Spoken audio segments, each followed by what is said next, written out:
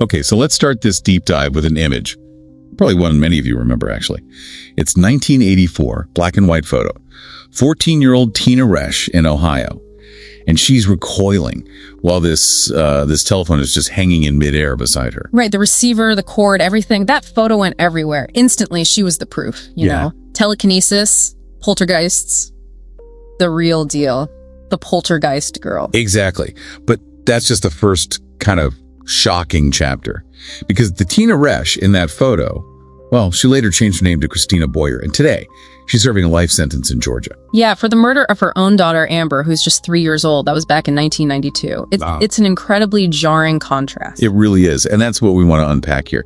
How did that first story, the famous poltergeist girl, the maybe hoaxer, maybe victim, how did that narrative potentially feed directly into the second story, the murder conviction? Was that early perception used against her? It seems almost unavoidable to ask that question. So let's rewind to 84 first. The Columbus poltergeist. The sources we looked at really emphasize her background. It wasn't easy. Adopted apparently a very strict home. There were claims she was even slapped for reporting sexual molestation by a foster brother. Right. And that context is crucial. Some researchers, particularly William Roll, saw the phenomena not necessarily as purely supernatural, but more like a violent symptom almost, an external sign of this really deep internal psychological pain, repressed emotion exploding outward. Hey, so Roll was the believer. He's a parapsychologist, saw her as a classic RSPK case, recurrent spontaneous psychokinesis. He actually stood by her for years, even defended her later innocence. He did, but then you had the flip side, the big skeptic, James the Amazing Randi, and well, Randi came forward with some pretty damaging thing. Like actual video footage, wasn't it? Showing her pulling a lamp down? Exactly. Footage of her seeming to cause the event herself. And he also found photo contact sheets that strongly suggested she hadn't just reacted to the flying phone, but had actually, thrown it herself for the picture. So, undeniable trickery involved. Undeniable, yes. But here's where it gets complicated again. Was it all trickery? And even the parts that were? The argument became less about denying the hoaxing and more about why it happened. Imagine being 14 with that troubled background and suddenly, 40 reporters are jammed into your house demanding miracle. Right. The pressure must have been immense. So the idea is maybe she faked some things under that insane pressure to perform, kind of buckling. That's the counter narrative, yeah. A desperate kid maybe trying to give people what they wanted or what she thought they wanted. The hoax itself becoming a symptom. It's messy. And that messy narrative, that label of hoaxer or performer, it's stuck.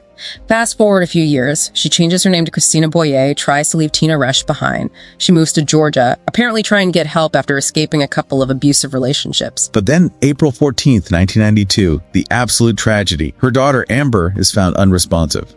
She dies later. The cause: severe blunt force trauma, head and abdomen. And crucially, during the time the fatal injuries likely occurred, a window of about 6 hours.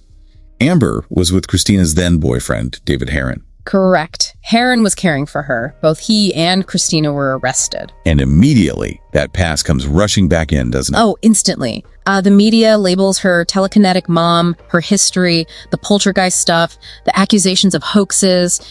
It's all dredged up. It basically created this ready-made character profile for the prosecution, didn't it? You mean she's manipulative, she's an attention seeker, she fools people, therefore her claims of innocence now are just another performance. Exactly. It made her fundamentally unbelievable in the eyes of many, certainly in the media narrative. Before any trial even properly began, it cast this huge shadow of doubt over anything she said. So she's facing the death penalty in Georgia. The media storm is raging, and she makes a decision. The Alford plea. Right, which is such a difficult legal spot to be in. It meant she pled guilty to murder, allowing the state to secure a conviction. But legally, she did not admit guilt. She maintained her innocence formally as part of the plea itself. A compromise to avoid a potential death sentence, essentially. Yeah. She got life plus 20 years. Yeah. Now, contrast that with David Herron. He did go to trial, and at his trial, the medical testimony was pretty stark. It suggested Amber's fatal injury happened very quickly, within maybe 15 or 20 minutes. Which points strongly at Herron. Yeah. Since he was the one alone with Amber during that critical final window. It certainly seems to, but here's the kicker. Herron's jury knew that Christina Boyer, the infamous poltergeist girl, his co-defendant, had already pled guilty to Amber's murder via that Alford plea. Ah. So even if the evidence pointed at him, the jury might think, well, his accomplice already confessed, so maybe he's less guilty or not guilty of murder. You have to wonder what impact that had. The outcome was, well, Heron was acquitted of murder. He was convicted only of cruelty to children, got 20 years, and was actually paroled back in 2011. While Christina remains in prison for life for the murder. Exactly. And that leads to the final paradox today. She keeps getting denied parole. Why? Because the parole board wants to see remorse for the crime. But wait, the whole point of the Alfred plea was that she didn't admit guilt.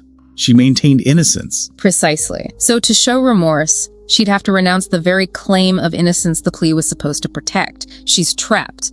Trapped by the plea, and maybe trapped by the narrative that painted her as a manipulator all those years ago. It's really a chilling story when you lay it all out. A cautionary tale, maybe, about how much power these public narratives hold. Was that childhood cry for attention, maybe twisted through hoaxes and media frenzy, ultimately used to convict her of being a monster? It leaves you with a heavy question, doesn't it? Once someone is defined by such a sensational public identity, the poltergeist girl, the telekinetic mom, can the justice system ever truly see past that label? Can it look clearly at just the facts of a completely different later case? Or is that original narrative impossible to escape?